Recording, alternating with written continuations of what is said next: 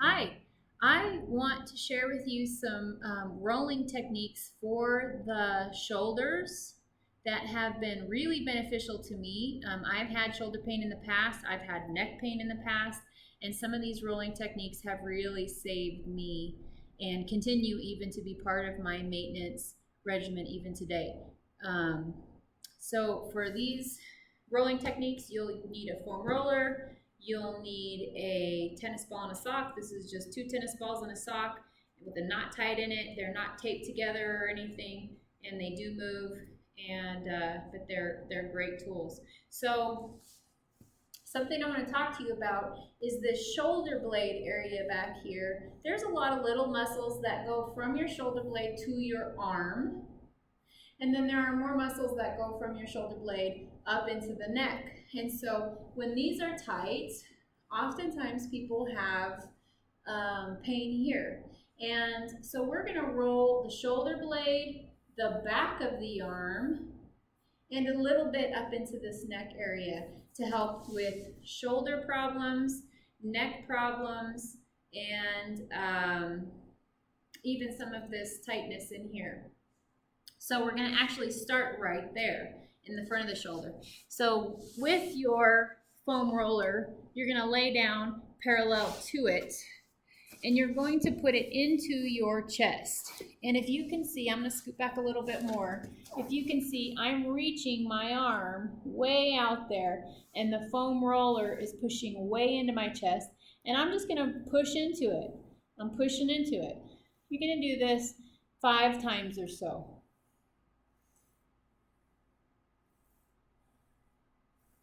Pretty tight. It's not supposed to be. I just worked on this yesterday. All right.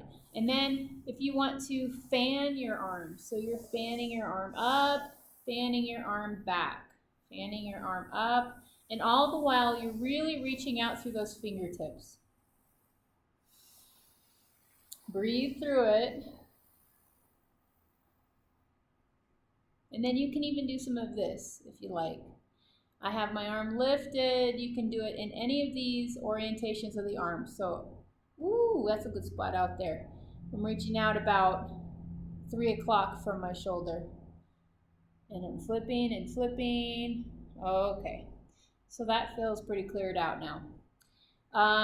Now, we're going to roll that shoulder blade I talked to you about. So for this technique, you want to be on your side, and your knees and the foam roller are going to be coming towards each other a little ways. So can you see I have my knees bent, and I have the foam roller pointing not quite exactly to my knees, but if I extended these 2 lines out, they would eventually meet into a point. So, and I'm going to grab my ponytail. If you have long hair, you want to hold it up out of the way. So I'm using my feet, and I'm not going to roll into the arm. I'm going to stay on the shoulder blade. So this area right here is what I'm rolling. So I'm reaching my arm out, and you're going to roll to the end of the shoulder blade into the shoulder. So it will be like the bottom of the shoulder blade into the armpit. About 5 passes here. I've got my palm up. You can try a few palm down. You can try a few palm up. After about 5 passes there, you want to roll the back of the arm. So I like to get the foam roller down to the elbow. You're not going to roll over your elbow, but you're going to go to the elbow and then up, again, protect the hair, up to the shoulder, to the elbow. And you see I'm using this arm, to stabilize myself, because this is a sore spot for some people, and it's sore for me. And so I don't want to put all my weight on that foam roller. By all means, if you can, then just do that. But I'm helping to take some of the weight with this hand. And we're going to do some of these palm up, and you'll do some of these palm down. About 5 palm up, about 5 palm down. And you're really trying to go slow so you can change that tissue. If you go too fast, you're just going to be rolling over it thump thump like speed bumps. And we want to really give the tissue time to stretch and change. All right? So I wasn't counting. If you know me, you know I'm not good at counting. We're doing about 5. Okay, so that was what you would do with your foam roller. You can foam roll the chest as I showed you. It's a really small movement. You can foam roll the shoulder blade. That's a lot bigger movement. And certainly the back of the arm is a lot bigger movement. The last thing you do, if you just had a foam roller and that's it, is you are going to lay. So now this one, you do not have the foam roller angled towards the knees. You see how that changes the head? You want the foam roller to be perpendicular to your body. And then again, now can you see that the head is tipping towards the chin? We don't want the head to be tipping towards the chin. We want the head to be at least parallel to the floor, or even better is to be dropping towards the floor a little bit. The foam roller is pressing into my trap, into my neck. So not my collarbone, more the back body. And you can just hang out here. I like to set a timer when I'm doing this particular technique. This is really good if you have kink in your neck. I set a timer for like 5 minutes and I stay on each side about 5 minutes. And then if one side still feels a little cranky, I'll do that for another 1 minute longer or something like that. So you can be here, or you can use your feet to pulse. So again, you're not really rolling your neck, but you're pushing into, not your shoulder, but into the trap. So we're pushing there. Something that some people really like, and I actually really like this, is to turn my chest towards the ceiling a little bit and then pump there. And then there are different times when I like to turn forward and up. So this is kind of cross fibering the neck a little bit.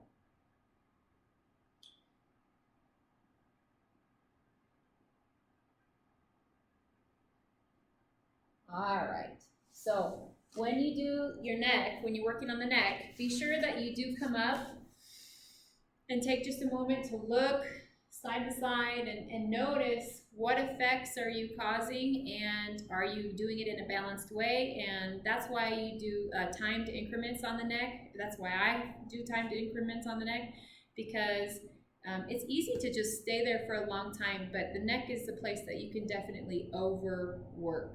Now, I told you we were going to use the tennis balls, and this is something major that I have found that causes my shoulder pain. I was having shoulder pain right here, which crawled down my arm and up into my neck. And for a lot of my clients that have front shoulder pain, I have found that the cause is in the back of the shoulder. So in those muscles that I told you go from the shoulder blade to the arm. So some of them go under to this side of the arm, and some of them go more behind. So you want to find those sore muscles. Can you see that I'm like plucking a guitar string right here? I've always got those buddies with me. But they're not really a problem like they used to be, but they always could take a little bit of work. They always could take a little bit of love. So again, we're gonna take these tennis balls, we're gonna put them this way, not this way. So we're putting them kind of horizontal there.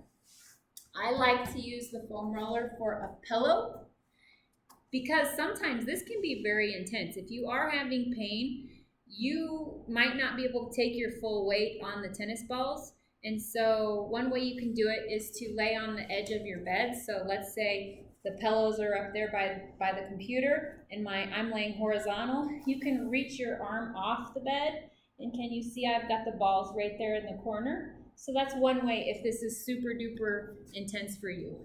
But I think it'll be okay for me. I'm gonna put the tennis balls right there where I showed you. Ooh, sore spot.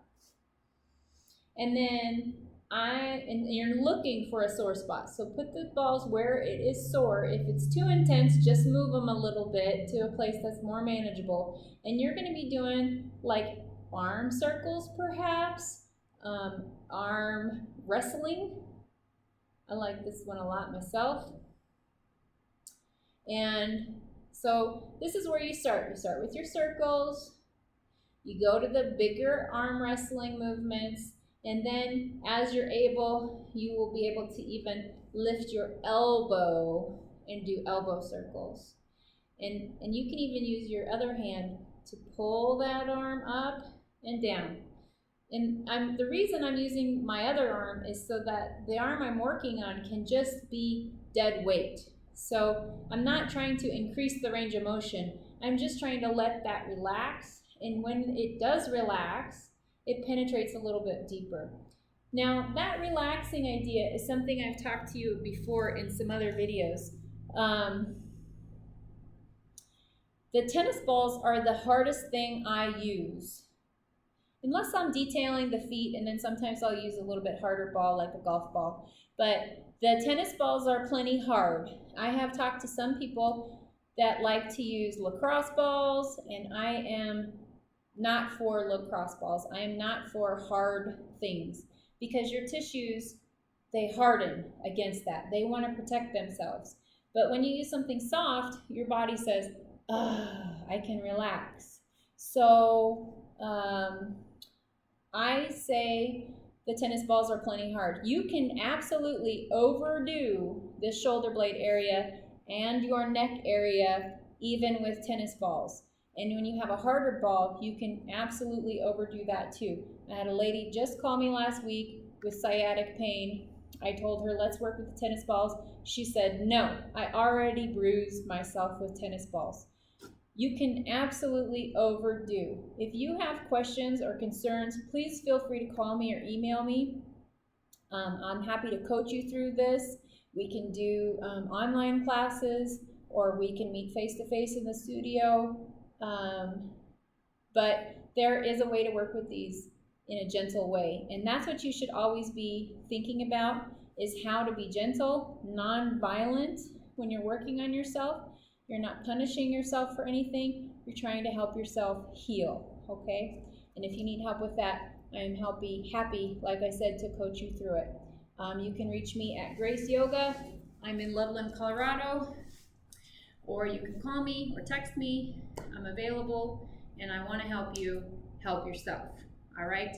Happy rolling, and I look forward to hearing from you. Have a great day.